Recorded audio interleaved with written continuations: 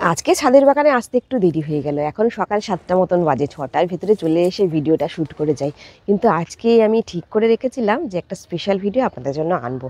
গাছের খাবার আমরা কি কি দিই সম্পূর্ণ সেই ভিডিও আপনাদের সাথে শেয়ার করার চেষ্টা করি। আপনারা এর আগে দেখেছেন মিক্সড ফার্টিলাইজার আমি কী করে বানাই।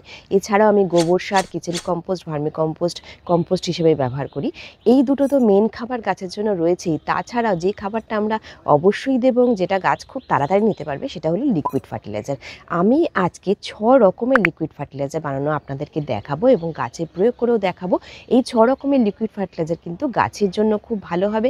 এছাড়াও অনেক ধরনের লিকুইড ফার্টিলাইজার তৈরি করা যায়, আপনারা চাইলেই তৈরি করে নিতে পারেন। সেই লিকুইড ফার্টিলাইজার গাছ কিন্তু খুব তাড়াতাড়ি নিতে পারে। আর আমি এই লিকুইড ফার্টিলাইজারগুলো তৈরি করি একেবারে ঘরোয়া পদ্ধতিতে, বাড়িতে থাকা জিনিস দিয়ে খুব সহজে তৈরি করা যায়, যাতে যে কোনো মানুষ যারা কোনো দিন বাগান করেননি কোনো খরচ ছাড়াই বাগান করতে পারবেন। আমি প্রথম দিকে একেবারেই খরচ ছাড়া বাগান করতাম, কারণ আমি ওটাই ট্রাই করতাম যে কি কি খাবার দিয়ে গাছ কিন্তু হেলদি থাকে। আমার এই 6 রকমের লিকুইড ফার্টিলাইজারের মধ্যে 2 ধরনের ভাগ আছে, যেটা কোনটা কোন গাছে দিতে হবে, কোন পরিস্থিতিতে দিতে হবে সেটা একটু বুঝে নেওয়ার ব্যাপার আছে।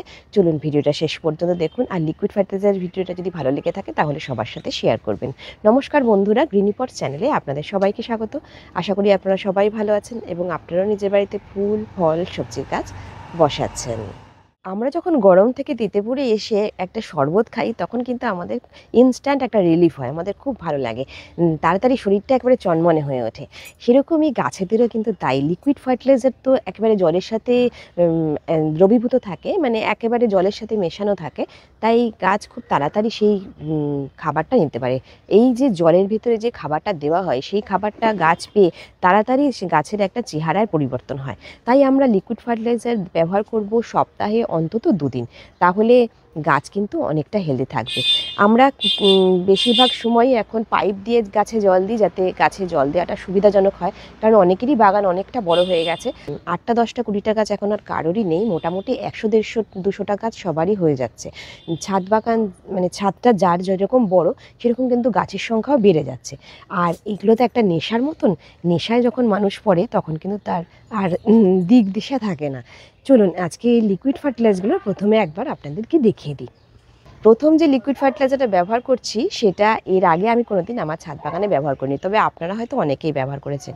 এটা হলো ঘুঁটে জলে ভিজিয়ে 3-4 দিন রেখে দেওয়ার পরে সেই জলটা গাছে ব্যবহার করি। এটা কিন্তু গাছের জন্য খুব ভালো একটা খাবার হয় এবং একেবারে ছোট ছোট যে গাছগুলো রয়েছে সেগুলো কিন্তু খুব ভালো একটা খাবার পায়। ঘুঁটেটা আমি এক জায়গা থেকে এনেছি, গ্রামের একজনের কাছ থেকে 1 বস্তা ঘুঁটে আমি নিয়ে এসেছি। যদি আপনাদের কারোর প্রয়োজন হয় আপনারা কিন্তু হোয়াটসঅ্যাপ করে আমার কাছে জানাতে পারেন। আর এইটা এখন আমি একটা 5 লিটার জলের মধ্যে 6 থেকে 7টা ঘুঁটে ভিজিয়ে রাখছি। 3-4 দিন ভিজিয়ে রাখার পরে দেখুন জলটা কেমন হয়েছে। জলটা কিন্তু বেশ একটা ব্রাউন কালারের একটা জল এসছে। এইভাবেই আমি ভিজিয়ে রাখবো এবং জলটাকে ধীরে ধীরে ব্যবহার করব। এই ঘুঁটেটা কিন্তু প্রায় 10 দিন মতন এরকম ভেজানো থাকবে এবং মাঝে মাঝে এই লিকুইডটা তুলে তুলে আমি ব্যবহার করব। আস্তে আস্তে ঘুঁটেটা একেবারে নরম হয়ে আসবে এবং সেই ঘুঁটেটাকে ভেঙে নিয়ে গোবর সারের মতন করে কাজ করা যাবে। আর ঘুঁটেটার একেবারেই নষ্ট হবে না, জলটা ব্যবহার করা যাবে এবং ঘুঁটেটাকেও গোবর সারের মতন ব্যবহার করা যাবে, মাটির সাথে মিশিয়ে গাছ বসানো যাবে। যারা গোবর সার কিনতে পাচ্ছেন না বা কাছাকাছি পাচ্ছেন না তারা কিন্তু এই ঘুঁটে দিয়ে বাগানের কাজটা করতে পারেন, টবের মাটিটাও রেডি করতে পারেন এবং ঘুঁটে ভিজিয়ে লিকুইড ফার্টিলাইজারটাও তৈরি করতে পারেন। ঘুঁটের ভিতরে গোবর সারে যেরকম গুণাগুণ আছে সেরকম ঘুঁটের জলেও কিন্তু সেই গুণাগুণটা আপনি পাবেন, গাছের রেজাল্ট দেখলেই বুঝতে পারবেন। দ্বিতীয় যে লিকুইডটা দেখাবো সেটা আপনারা অনেকেই জানেন, সেটা হলো অ্যালোভেরা জলের মধ্যে ভিজিয়ে রাখা। এর আগে আপনাদেরকে দেখিয়েছিলাম আগের বছরই একটা ভিডিও করে, যে অ্যালোভেরা ছোট ছোট করে টুকরো করে কেটে জলের মধ্যে আমি ভিজিয়ে রাখি, সেই জলটা ছোট অবস্থার যে গাছগুলো তাতে দিই। এতে গাছের শিকড়টা খুব তাড়াতাড়ি বড় হয় এবং গাছগুলো খুব তাড়াতাড়ি বেড়ে ওঠে। এই শীতের গাছগুলোকে একটু তাড়াতাড়ি মানে বড় করার জন্য এই অ্যালোভেরার লিকুইড ফার্টিলাইজারটা খুবই এসেনশিয়াল। এই যে দুটো লিকুইড ফার্টিলাইজারের কথা বললাম, এছাড়াও আমার কাছে কিন্তু আরও 4টে লিকুইড ফার্টিলাইজার রয়েছে। থার্ড যে লিকুইড ফার্টিলাইজারটা দেখাচ্ছি সেটা হলো ব্যানানা পিল লিকুইড ফার্টিলাইজার, যেটা গাছের জন্য পটাশের ঘাটতি পূরণ করবে। আমি বাড়িতে আনা যে পাকা কলা তার খোসাগুলোকে আলাদা করে আমি জমিয়ে রেখে দিই এবং ছোট ছোট করে টুকরো করে কেটে রাখি। অনেক সময় টবের মাটিতেও সেগুলো দিয়ে দিই, কম্পোস্টের মধ্যেও দিয়ে দিই, অনেক সময় লিকুইড ফার্টিলাইজার তৈরি করি। আমি এগুলো ভালো করে শুকনো করে রেখেছিলাম, এখন জলের মধ্যে দিয়ে দিচ্ছি। জলের মধ্যে দেওয়ার পরে 3-4 দিন রেখে দিয়েই আমি এটা ব্যবহার করতে পারবো। দেখুন এখন জলটা কীরকম একটা ব্রাউন কালার এসে গেছে। এটা কিন্তু গাছে পটাশের ঘাটতি পূরণ করবে, তাই যেই গাছে ফল ফুল আসছে সেই গাছে এই লিকুইড ফার্টিলাইজারটা ব্যবহার করব। এটা কিন্তু সব গাছে একসাথে ব্যবহার করব না, যে গাছে ফুল ফল এসছে এবং ফল রয়েছে বা সবজি রয়েছে সেই গাছে ব্যবহার করলে বেশি কার্যকরী হবে। সেই গাছটা পটাশের ঘাটতি পূরণ করতে পারবে এবং ফুল ফল ঝরে যাবে না। এরপরে যে লিকুইড ফার্টিলাইজারটা দেখাবো সেটাও কিন্তু খুব সহজে পাওয়া যায়, পেঁয়াজের খোসা। আমরা কিন্তু বাড়িতেও পেঁয়াজের খোসা থাকে বা বাজারেও আলুর দোকানে তাদের কাছে এরকম আলু পেঁয়াজ যারা বিক্রি করেন তাদের কাছে এরকম পেঁয়াজের খোসা পাওয়া যায়, চাইলেই নিয়ে আসা যায়। আমি তাদের কাছ থেকে একজনের কাছ থেকে নিয়ে এসেছি বেশ কিছুটা পেঁয়াজের খোসা, কারণ আমাদের বাড়িতে খুব বেশি পেঁয়াজ রান্নায় দেওয়া হয় না, সেজন্য অত পেঁয়াজের খোসা আমার বাড়িতে হয় না। পেঁয়াজের খোসায় সালফার থাকে এবং পটাশিয়াম থাকে, যেগুলো গাছের জন্য খুব প্রয়োজন হয়। তাই পেঁয়াজের খোসা আমি জলের মধ্যে ভিজিয়ে রাখছি এবং এই 5 লিটার জলের মধ্যে পেঁয়াজের খোসাটাও 3-4 দিন ভিজিয়ে রাখবো। ধীরে ধীরে লিকুইডটা ব্যবহার করব এবং 15 দিন পর্যন্ত এই লিকুইডগুলো কিন্তু এরমভাবে ভেজানো থাকবে, ধীরে ধীরে জলটা ইউজ করতে থাকবো। আর পেঁয়াজের খোসাটাও কিন্তু পটাশের ঘাটতি পূরণ করবে, সালফার আছে, এইটাও গাছের জন্য গুরুত্বপূর্ণ একটা জিনিস। এছাড়াও অনেক কিছু থাকে, মাইক্রোনিউট্রিয়েন্ট থাকে, এই সব কিছুই কিন্তু গাছের জন্য খুব কার্যকরী। এই যে লিকুইডগুলো বললাম, এর সাথেও আরও দুটো লিকুইড, যেটা কিচেন ওয়েস্ট লিকুইড ফার্টিলাইজার, যেটা সবসময় সবজির খোসাগুলো বালতিতে জমা করে রাখি এবং বালতির নিচে হোল করা থাকে, সেই হোল দিয়ে ধীরে ধীরে ড্রপ ড্রপ করে আরেকটা লিকুইড নিচের বালতিতে এসে জমা হয়, সেই লিকুইডটা কালেক্ট করে আমি ব্যবহার করি। এই যে কিচেন ওয়েস্ট কম্পোস্টটা অনেকেই ব্যবহার করতে পারেন না, কারণ সবজির খোসায় গন্ধ হবে এইসব ভেবে। তবে সবজির খোসাগুলো রাখার পরে যদি উপর থেকে আপনি একটু কোকোপিট বা মাটির একটা লেয়ার দিয়ে চাপা দিয়ে রাখেন, তাহলে কিন্তু তেমন গন্ধ হবে না।